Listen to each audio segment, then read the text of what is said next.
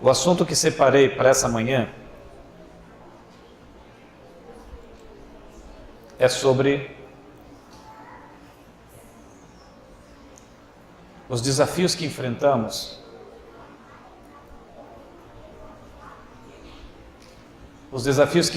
no dia a dia e que servem às vezes de obstáculo para impedir a nossa vida, o nosso crescimento, a nossa peregrinação. E eu quero falar nesta manhã sobre a amputação cristã. Você se lembra de alguns casos como este, possivelmente, como o do Antônio José dos Santos, que tem 91 anos. Ele só parou de correr para cá e para lá porque, devido a um câncer, ele teve a sua perna esquerda amputada. E o seu maior sonho, no momento, é uma perna mecânica. O Antônio, ele lutou por muitos meses, mais de um ano, para que a sua perna não fosse amputada. Ele não queria, não aceitou, os médicos haviam falado para ele que não havia outra solução a não ser amputar a perna. E mais, ainda disse assim, que se ele não fizesse a amputação, não era apenas a perna que ele perderia, mas a própria vida. Mesmo diante desse dilema de perder a própria vida, ele resistiu e passou mais de um ano lutando para recuperar a perna, porque ele não queria perder a perna. Quando ele viu que o problema não estava sendo resolvido e que a doença começou a se alastrar por outras partes do corpo, ele então de imediato desistiu e fez a amputação. Aqui está o estado da perna dele antes da amputação. Não havia mais solução, ele lutou de todas as maneiras, usou todos os recursos, porque ele não queria perder a perna. Mas era uma escolha que ele deveria fazer: ou a perna ou a vida. A vida ou a perna. Este outro homem, também numa experiência semelhante, ele precisou tomar uma decisão drástica como a de Antônio. Ele precisou fazer uma amputação dos próprios olhos. Ou era os olhos, ou era a vida.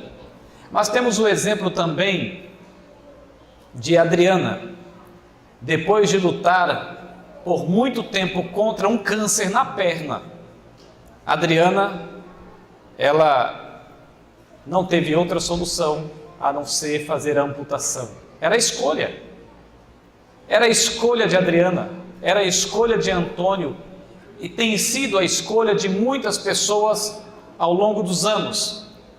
Ou amputar uma parte do corpo, ou perder a própria vida. Quando a doença se alastra, a pessoa se vê numa situação irremediável, e ela tem que escolher, tem que fazer uma escolha. Ou ela faz a escolha da amputação, ou ela faz a escolha para a morte. Bom, amigos, você sabe que a Bíblia também fala de uma amputação que todos nós devemos fazer. Abra sua Bíblia em Mateus capítulo 5, o verso 30. A Bíblia fala de uma amputação que todos nós, todos aqueles que conhecem a verdade, que se deparam com a mensagem de Deus, todos acabam tendo que tomar uma decisão, fazer uma escolha de amputação. No capítulo 5,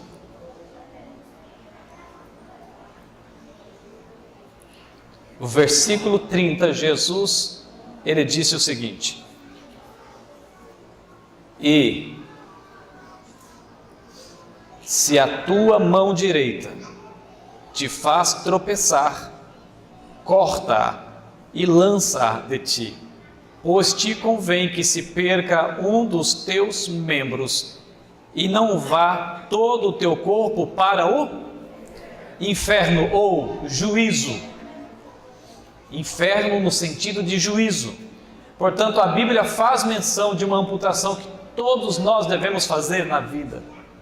E aqui Jesus ele faz uma ilustração desta amputação, dizendo que é melhor, é muito melhor você cortar algo que lhe condiciona a perdição para garantir a sua estabilidade eterna, da vida eterna.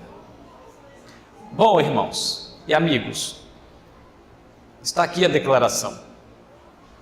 Se a mão te faz escandalizar, é melhor cortá-la, disse Jesus.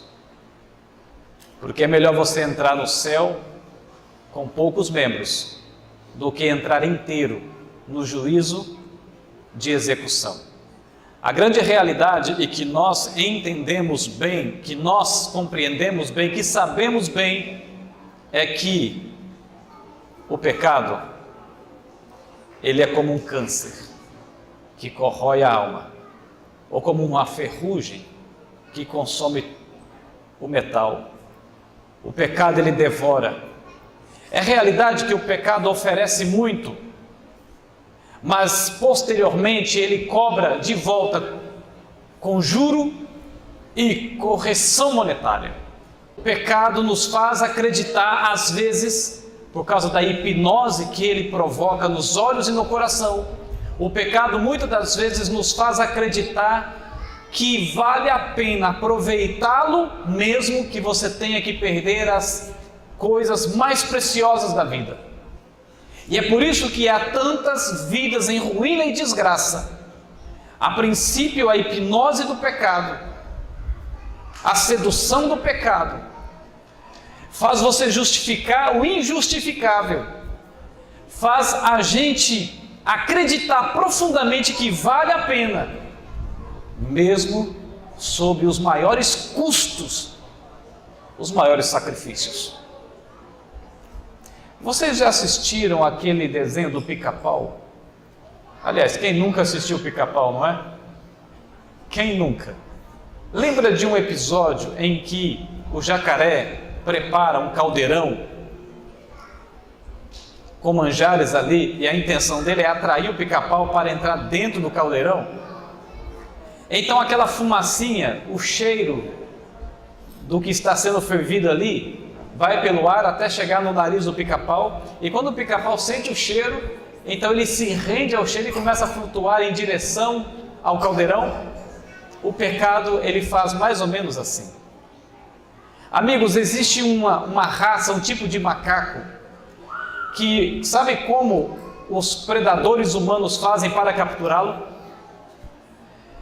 Eles fazem um buraco do tamanho da mão de um macaco na árvore, e dentro daquele buraco coloca a isca. O macaco, quando se aproxima e sente o faro e percebe a isca, ele então leva a mão dentro do buraco, e quando ele pega a isca e fecha a mão dele fica presa. Então os predadores humanos chegam, se aproximam, e o macaco entra em desespero tentando escapar, mas não consegue. Por quê? Porque a mão está... E você então talvez pense assim, mas é simples, é só soltar que ele consegue se livrar. Esse é o problema. E é isso que acontece com muitos que são o alvo de Satanás. Agarram-se de tal maneira ao pecado, e depois, mesmo em meio ao risco, muitos não soltam, não largam, mesmo diante do risco. No livro O Maior Discurso de Cristo, na página 60, Ellen White escreveu: a fim de impedir que a doença se alastre ao corpo e destrua a vida, um homem se submeteria mesmo a separar-se de sua mão direita. Muito mais deve ele estar pronto a entregar aquilo que põe em risco a... O quê? Observe o paralelo que é feito aqui. Quando Jesus falou sobre a amputação de membros, Ele não estava dizendo que literalmente você deva fazer isto, mas Jesus estava mostrando que vale a pena você fazer, mesmo dentre os piores sacrifícios, para não perder a vida. A exemplo de Antônio, de Adriana e de outros, que mesmo não desejando e lutando ao máximo para não perder a perna, ou o braço, ou os olhos, mas chegam num momento em que não há outra alternativa. Chega um momento em que ou é vida, ou é morte. E sabe, a gente vive numa geração um pouco complicada, sabe por quê? Antigamente, há 100 anos atrás, as pessoas eram tão tementes a Deus, e que quando elas ouviam Deus falar, elas de imediato obedeciam, faziam o que era melhor para a vida eterna delas, para a redenção e salvação delas. Hoje em dia é assim. As pessoas dizem: pastor, Deus conhece meu coração. E usa a expressão do Deus conhece meu coração para justificar a sua infidelidade. Infidelidade não se justifica. Visitei uma pessoa, por exemplo, que estava amigado, já fazia muitos anos, mas era uma pessoa que estava à igreja, era dizimista, vinha à igreja aos cultos, todos os cultos, participava dos eventos da igreja, guardava o sábado, mas vivia amigado. E quando eu cheguei para ele para conversar, porque primeiro eu conversei numa boa e ele nada. No ano seguinte voltei lá e pensei: agora eu vou ser mais firme no que vou dizer a ele. Amigo, você está em pecado. Você precisa tomar a sua decisão. Ele virou para mim e disse assim: pastor, não me julgue, porque Deus conhece o meu coração. Portanto, a expressão Deus conhece meu coração, hoje, talvez por conta do relativismo, porque hoje em dia as pessoas, elas acham que sabem de tudo mesmo não sabendo de nada. Tem pessoas que, por exemplo, começam a ler um livro de 300 páginas, mas quando chega na terceira página, ele fecha o livro e diz assim: eu não concordo. Um rapaz veio conversar comigo, um irmão veio conversar comigo para tentar justificar a salvação pelas obras. Ele dizia: é tanto pela fé quanto pelas obras. E veio discutir isso comigo. Eu disse assim: você leu o livro tal? Ele disse: não. Você leu esse livro? Também não. E este aqui? Também não. Eu bati a mão nas costas, ele disse assim: meu caro, vá para sua casa, estude esses livros para depois vir discutir comigo. Vivemos na geração dos PhDs, pessoas que acham que são detentores da verdade, mesmo nunca tendo estudado aquela verdade profundamente. E na vida pessoal, na prática pessoal, parece não ser diferente. Deus conhece meu coração, e com isso, isto acaba servindo de cabide para pendurar a sua infidelidade. Mas pelo que seremos julgados no final?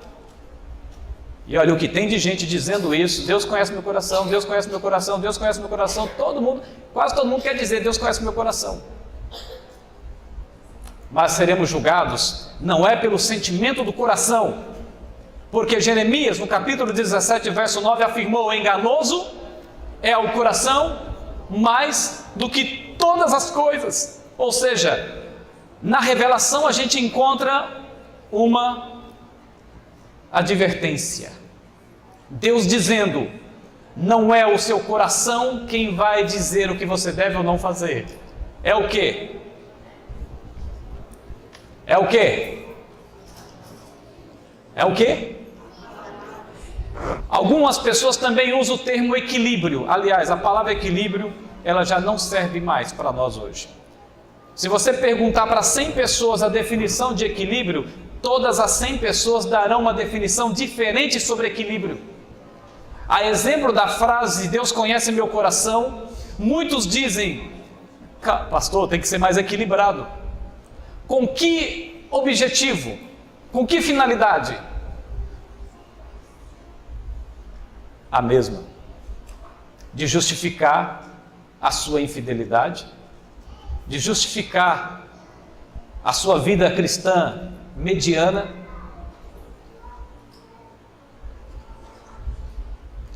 A palavra equilíbrio ela é usada hoje para manter as pessoas nas piores práticas insanas que existem.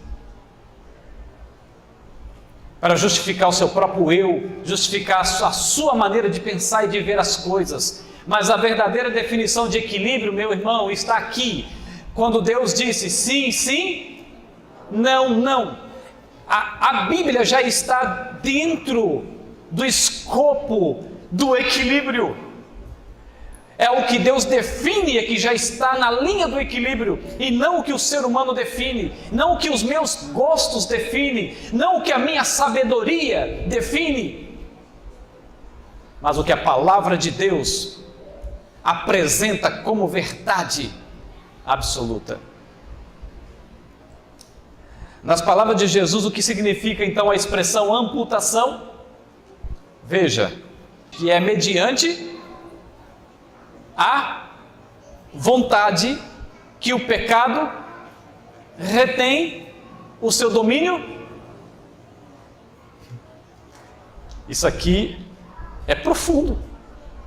É mediante a vontade que o pecado retém o seu domínio sobre nós.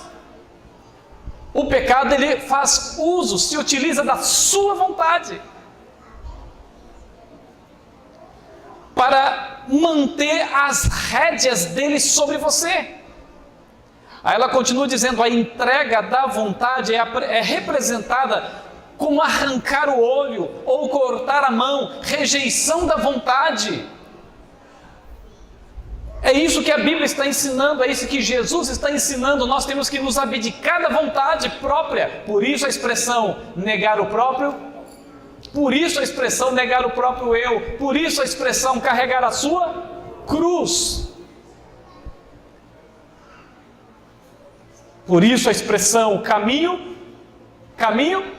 estreito. Embora exista muitas igrejas por aí passando um trator para alarguear o caminho, eu lamento informar, mas o caminho, mesmo 2000 anos depois que Jesus mencionou, continua, permanece estreito.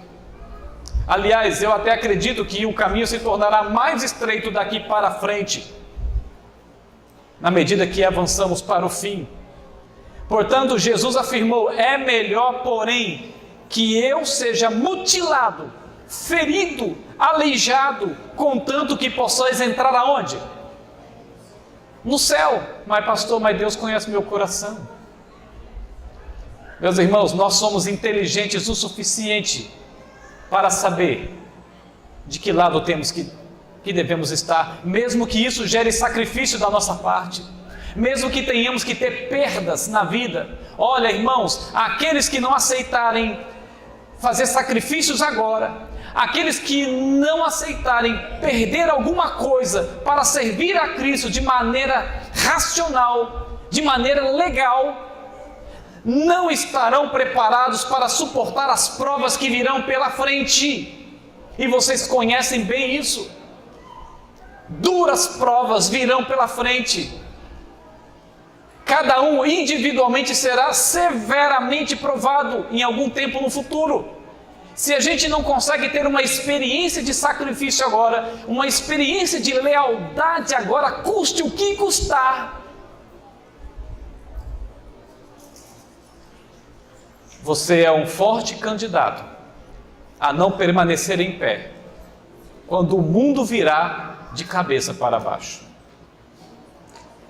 Quando as leis humanas invalidarem a lei de Deus. Quando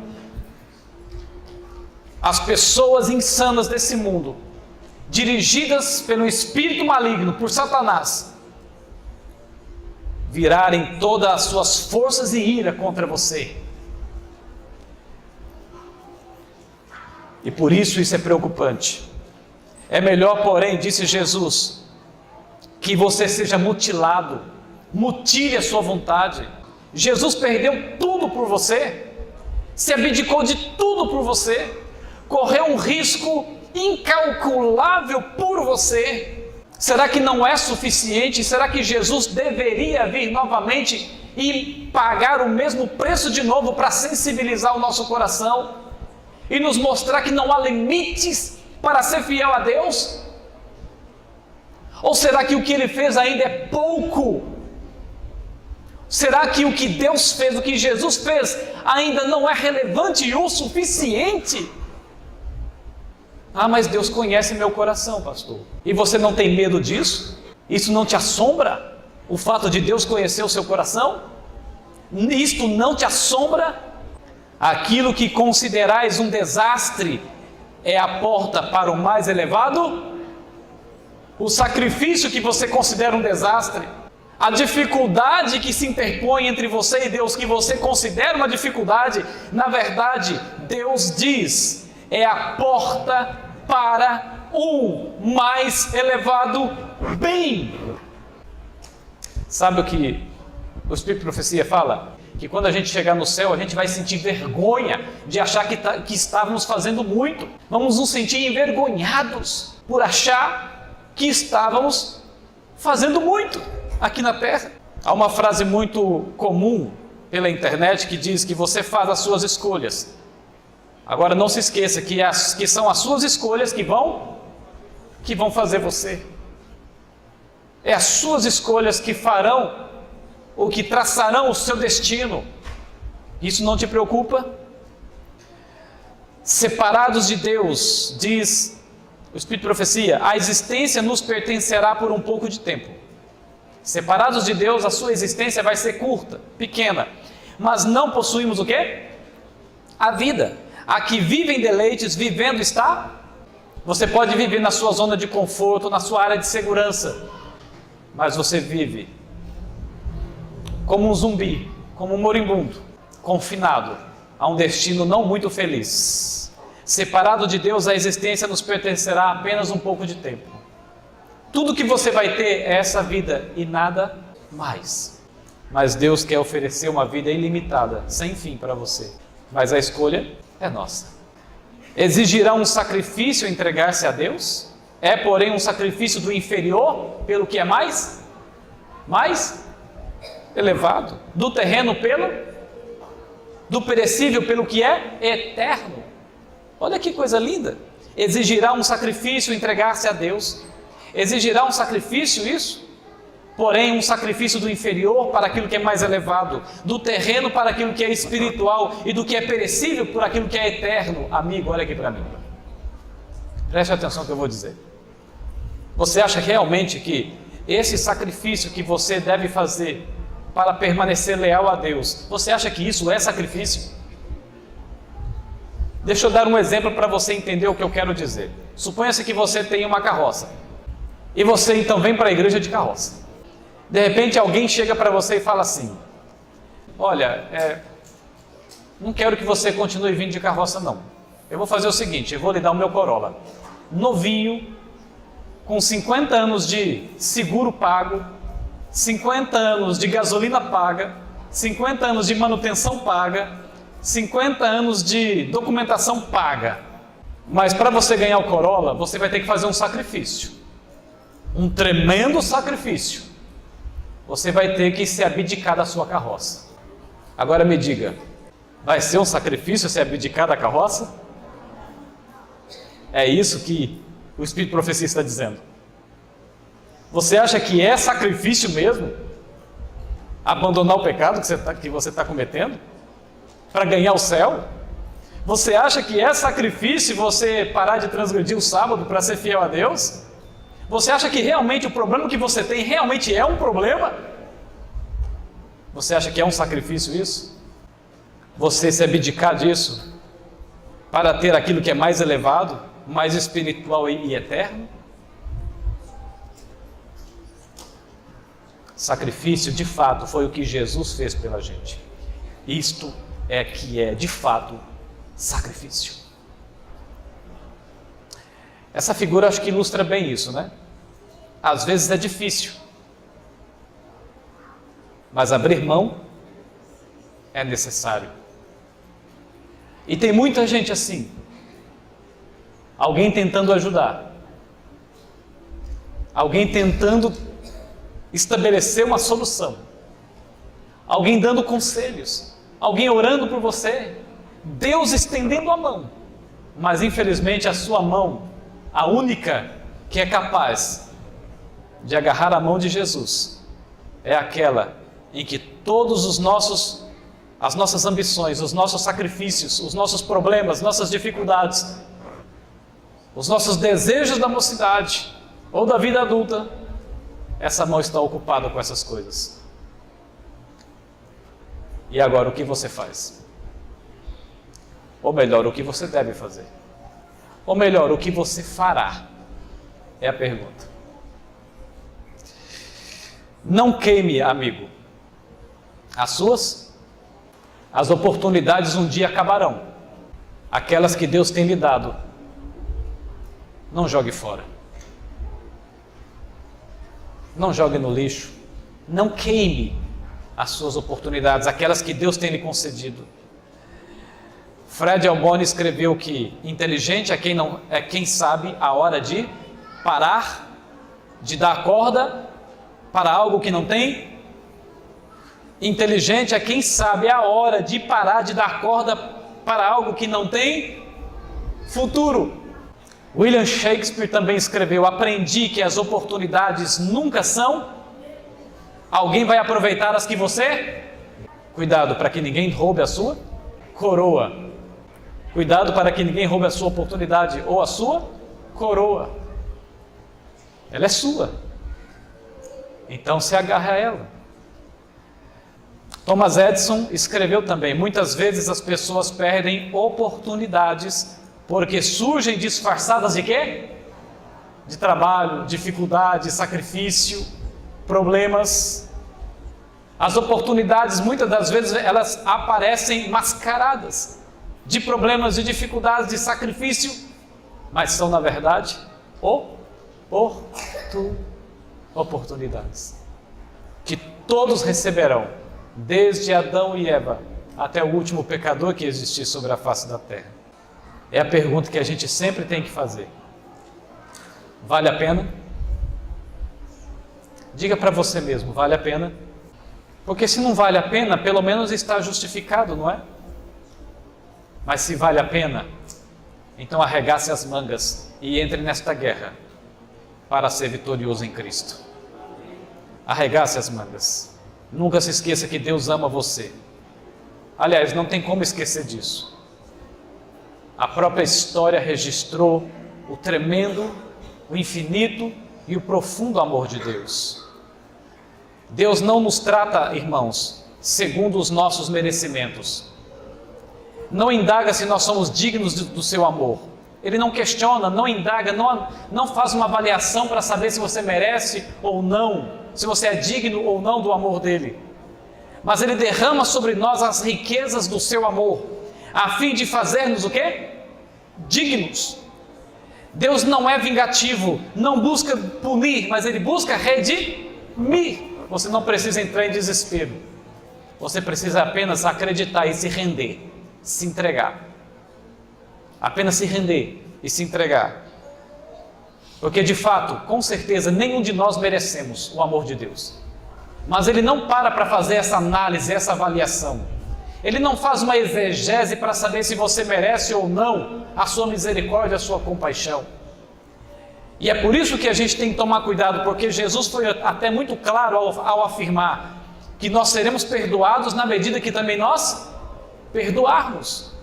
Só seremos considerados filhos de Deus, como diz Mateus capítulo 5 e Lucas 16, nós somente seremos considerados filhos de Deus se a gente também aprender a amar como Ele ama, aprender a ter misericórdia das pessoas como Ele tem e aprender a ter compaixão dos outros como Ele tem.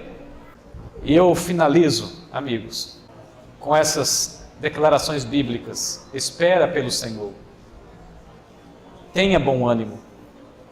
E fortifique-se o teu coração. Espera, pois, pelo Senhor.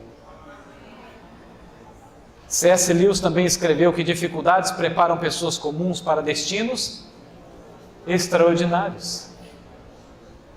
E você está sendo chamado para isto. Liberte-se daquilo que aprisiona você de uma vez por todas. Quebre as correntes que lhe acorrentam no pecado, na infidelidade.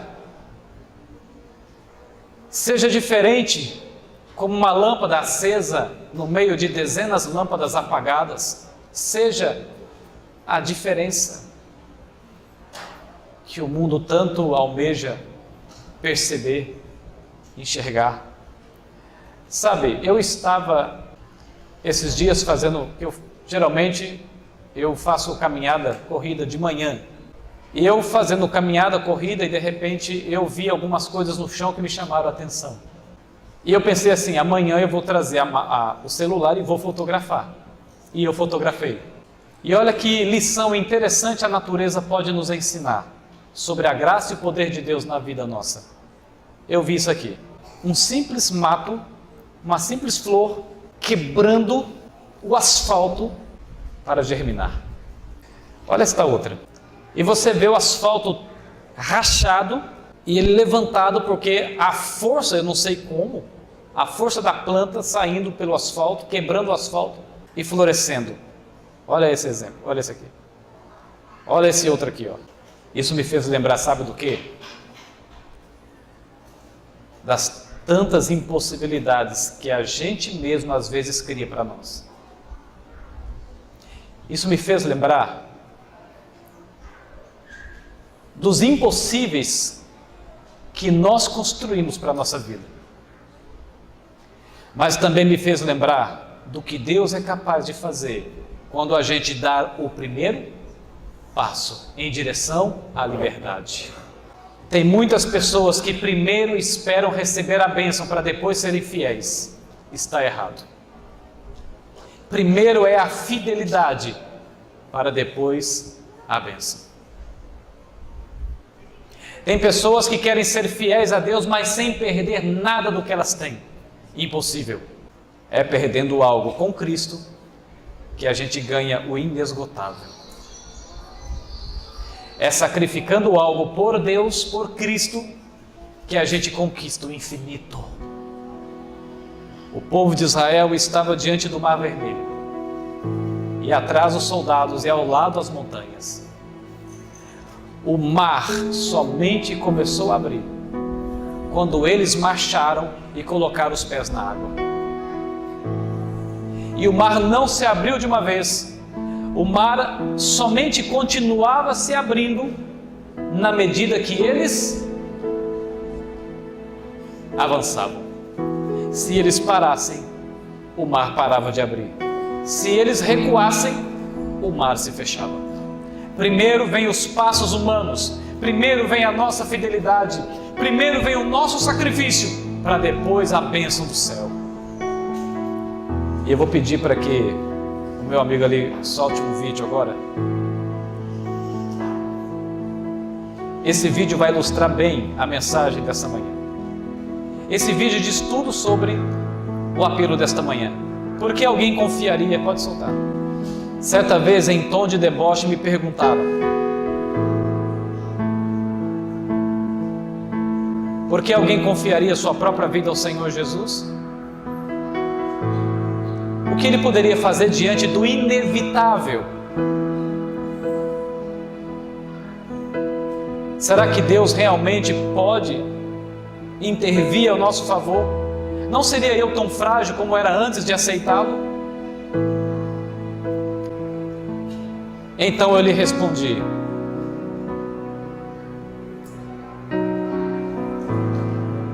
não me importa o que aconteça, não me importa o que meus olhos veem, eu tão somente creio.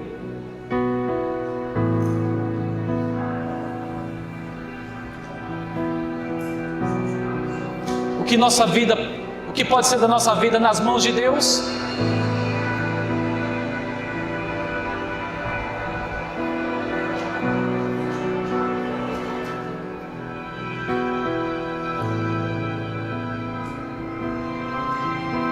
Não existe fragilidade quando ela é colocada nas mãos do Onipotente. Sei que o Senhor Jesus fará a sua parte. Você acredita nisso? Pode parecer loucura para alguns,